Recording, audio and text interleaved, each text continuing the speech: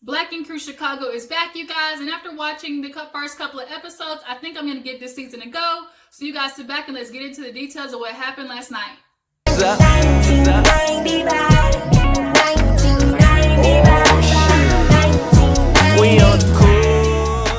up, you guys? Your girl Gigi is back, and as you can see, I've been MIA for a little bit, and I'm going to explain to you guys, there's a such thing called medication side effects. You know, that stuff that you be seeing late at night on TV. You know, beware of so-and-so might cause headache, nausea, vomiting. Well, bitch got all that and then some. I really thought the Lord was trying to take me out, you guys. So that's why I couldn't give y'all, you know, the review for Married to Medicine. And I also was going to try and do the Love and Hip Hop reunion review as well. But I just been sick as a dog. Can't keep no food down. Today's actually the first day where, like, I've actually been able to eat breakfast. So I got a little bit of energy to come and talk to you guys. You know, while I was laying down sick, I watched Black Ink Crew Chicago. And I think I want to give this season a go. So I think this season might be a little good. This episode was a little lackluster until the end, you know, where shit started popping off between Zach and Fly. But, you know, that's all the stuff we'll all get into. But first, before we all get into that, go ahead and hit that subscribe button if you haven't already. And I just want to say again to you guys, I appreciate you. The love y'all give me. Your girl is almost to the 1K mark. We almost got 1,000 subscribers on this damn channel. And I very much appreciate all of you, you know, who are my reoccurring, you know, viewers and commenters. Just want to say I love you, okay? We see each other. Alright, so y'all, Basketball Wives. I'm not even talking about that damn show. Black Ink Crew Chicago. Ooh, Lord, can't believe Basketball Wives came up in my mind. Probably because I think the last thing I did was talk about damn Shawnee's ass losing EP power. So, rewind. Let's get back into it. Black Ink Crew Chicago. So the episode opens up with Charmaine talking to everybody at Second City Inc. They're trying to convince her, like, girl, you need to learn how to tattoo maybe, because how you gonna own a shop and not know how to tattoo? Like, Charmaine, I need you to at least know how to turn the tattoo gun on. You know, at least know what ink goes into it, something. Like Jess basically explained, how you gonna open up a bakery, don't know how to bake no damn bread. So she was kind of talking to them about that.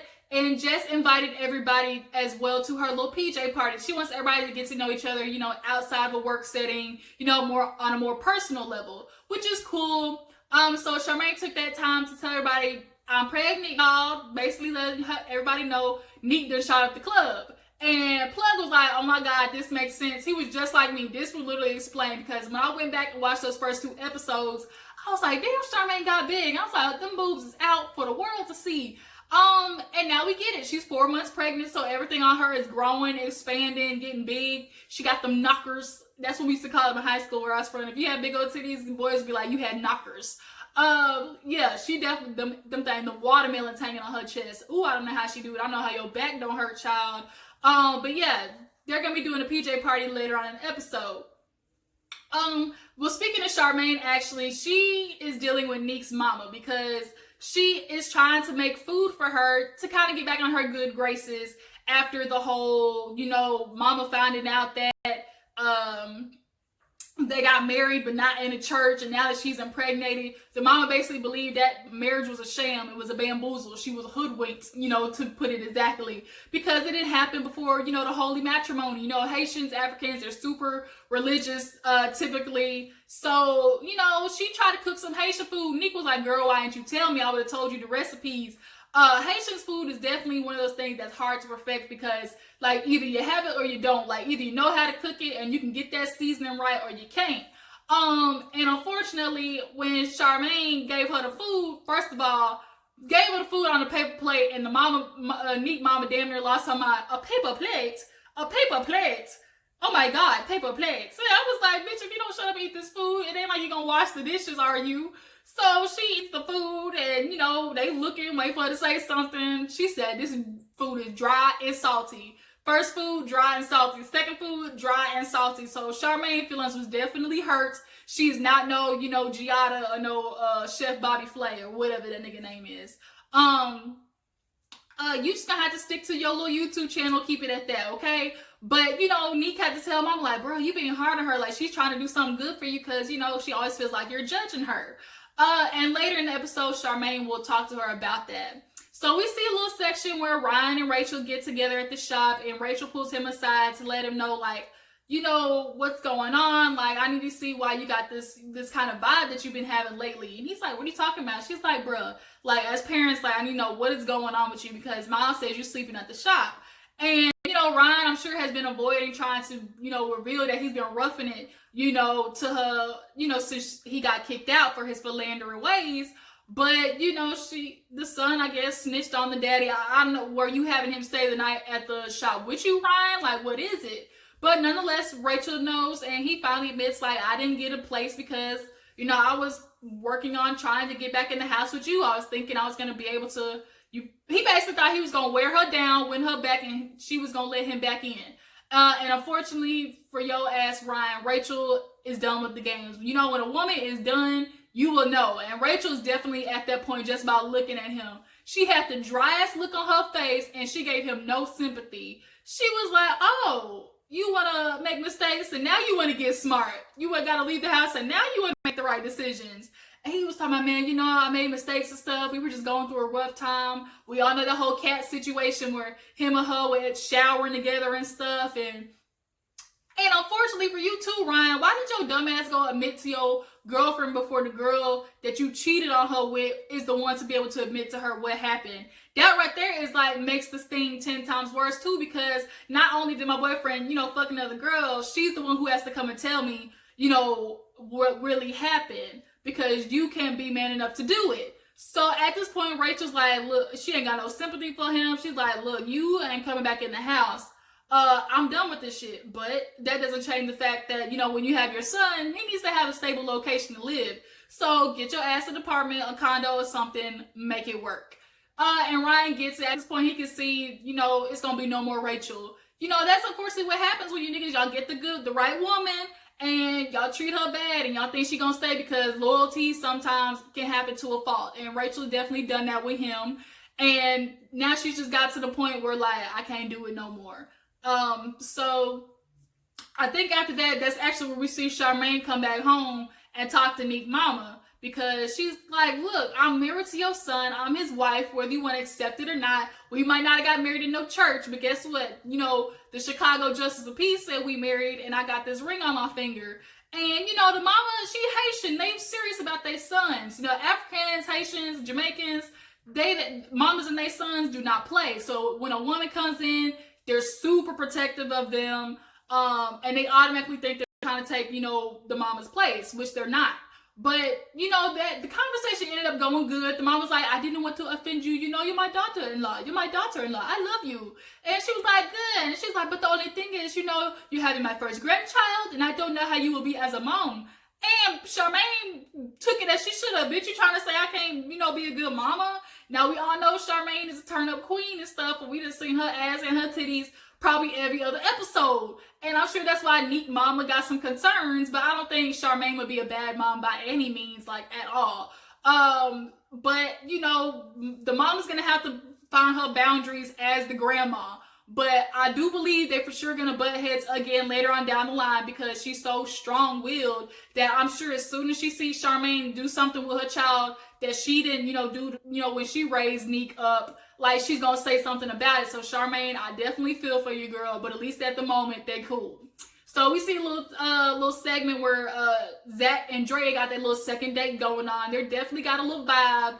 Drea came out there with a really cute, like, natural wig on. And Zach is basically saying, like, I'm really wanting to pursue Drea. Like, you know, when I go for a girl, like, I go all in. That's what it is. But Drea's like, you cute and everything, but not cute enough for me to be open enough at the tattoo shop, because co-workers shouldn't be, you know, intermingling, because when stuff gets bad, like, it can mess up the whole thing. And she knows how men are anyway. I do too. Like, I was, you know, one of the few girls, like, I was the girl that hung out with the guys, like, all the time, because I had brothers, like, who, you know, all their friends used to come over all the time. So, like, I knew what boys would be saying about girls. Like, niggas would be saying, oh, I would never, you can send me the picture, I never send it to nobody. Girl, don't do it, because the first thing he gonna do is forward it to all his friends, talking about, look what I got. And she was saying that, like, she know that too. She worked in the shop with men, she know how they are. But, you know, they kissing and stuff. They had a nice little sexy kiss. You know, they definitely got a vibe going on between them. But Zach is gonna F it up at the end of the episode. But before that, we see Ryan had a cute little moment with his son. Y'all, Ryan done got fine. Like, he wasn't even cute to me. Like, when everybody else was saying he was cute, like in the first season when he came out, like, it wasn't nothing special about him. But now he done gained some weight, got a little, bulk in his shoulder, like, right? And he letting his hair hang out with them little Hawaiian curls he got going. Baby, Ryan can get it. Rachel, this ain't new to Rachel. Like, she just seen that nigga from the get-go, so his little looks don't even faze her no more. But everybody else is just, like, in awe of Ryan. But it was cute to see him talking to his son. His son's at that puberty age. So he's talking about, like, shaving, and, he wants to get bigger and stuff. His son, you could definitely tell it's going to be, like, one of those late bloomers. I'm sure he's probably insecure about seeing other boys, like, get, hair on their face. And he's a little thin. So, Ryan had to explain to him, look, I was just like you. I didn't even get big until later in life. But, you'll get there. Eventually, your dad will be there. We'll go to the barbershop, all that type of cute stuff. It was good seeing like a father-son moment. We need more, moments like that on TV for sure. But he, finally tells his son that he's going to get an apartment, and his son just just had a glow on his face. Like, finally, I'll be able to spend a lot more time with my dad. I think they'll definitely have like a good relationship. If Ryan stays his ass in therapy and can, keep up with these life tools that he's got, I think he'll be, A-okay.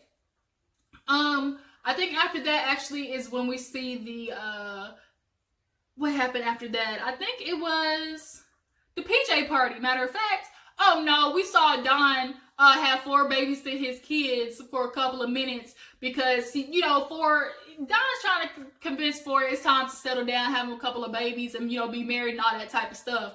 Now 4 tried it until that baby started crying, and he was ready to go pew out the door, okay? And I know you think that nighttime routine ain't no joke. I got a niece and a nephew. Trying to put them niggas to bed is the biggest ordeal. And they 9 and 8, so they just feed off each other energy. So when one want to get up out the bed, the other one got to get up. You try to tell them to go to bed. Oh, I got to go to the bathroom. Like, it's too much, okay? You got to knock them kids out damn near to make them go to bed. And you think they went to sleep an hour later, you walk back in to check on them. They in there having a full-blown, having a kid conversation about what happened on Puppy Dog Pals on TV today. But, 4 is like, yeah, I'm going to leave that alone. So we finally get to the little PJ party. Everybody came looking super sexy with their silk stuff on. Zach is looking at Drea like she a piece of meat because she got all her jello hanging at the bottom of her shorts. And, we saw a little moment too where Fly Tatted took Jess out with Prince. And they showed her, some wings with the mild sauce, okay? Not mild sauce, all right? Leave the D off there. We ain't proper. We ain't in London. And we see that Fly Tatted also was talking about his past, losing a brother to gun violence, super sad. And, they talked about how, like, overseas, they hear about Chicago, but to actually, be here and know somebody who dealt with it firsthand, it's totally different. And, they got into, talking about how she thinks Black people in London are treated than people, in the U.S. And I'm sure they are, but I also think, too, a lot of it has to do with the fact that she's light-skinned. And from the way that she talks and just how she holds herself and the way she describes her growth, like her childhood, I'm pretty positive she was kind of in the more, like, upper middle class, area. And, she probably didn't see it as much, the people who might not be as fortunate as her. But people in America, especially racist white people, they rude as fuck, okay? And we gotta deal with them crackers, as Chris Rock will say all the damn time. Gotta punch them people in the face. Always trying to record Black people doing stuff. That's why we got Barbecue Patty and all that damn people calling on people for stupid stuff. Girl, if you only knew half the shit was going on with Black people in America. But nonetheless, that was a good little scene that everybody get to know each other. But Fly Tatted came with little girl Winter. He paid Winter no attention. He definitely made it known that this ain't my girlfriend. She's not tying a nigga down. They did Truth or Dare. They got Drea licking whipped cream off Zach. They got people talking about squirting. I was like, boy, y'all having a whole full-on Pornhub conversation in there. And, Drea even kind of she was real coy, talking about, I don't. And everybody was like, mm-hmm.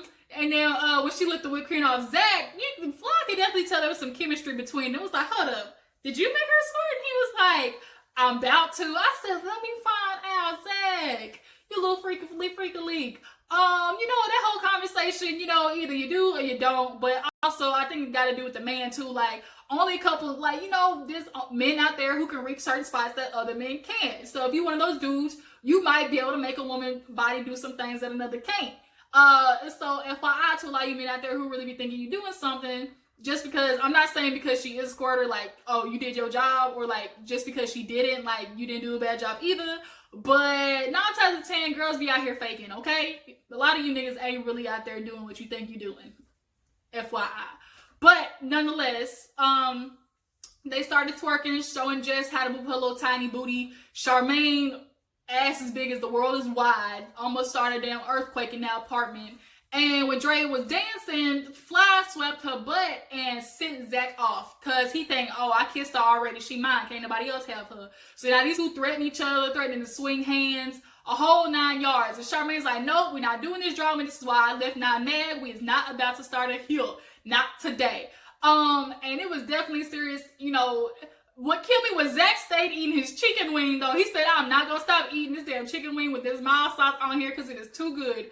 I'm gonna argue with this nigga and finish eating my food. That junk sent me through the roof. I was like, this nigga here still eating and threatening somebody at the same time. But that's where the episode ends. It was kind of a lackluster episode, but I think next episode we see Kitty come in. I'm sure this is the episode C's been waiting to watch so he can see if, you know, Kitty was lying or not. But Tati snitched on her already, though. We all remember that. But I guess we're gonna finally be able to see for ourselves if there was some chemistry between her and Ryan, because she was like, oh, he was like, she's like, oh, you look good. He was like, my hair and me. She's like, both. I said, ooh, flirty Kitty. But yeah, that was the episode. Thank you guys for tuning in. I appreciate all you who stick with me, who, you know, be watching my videos and, you know, making sure I be coming back to you guys. I'm sorry I be sick and, you know, be going through all this stuff, but I promise I will always come back and deliver some reviews or some type of video to you guys, you know, because I appreciate you. We're almost to the 1K mark, so don't forget to hit that subscribe button, like this video, and I will catch you guys on the flip side. Deuces.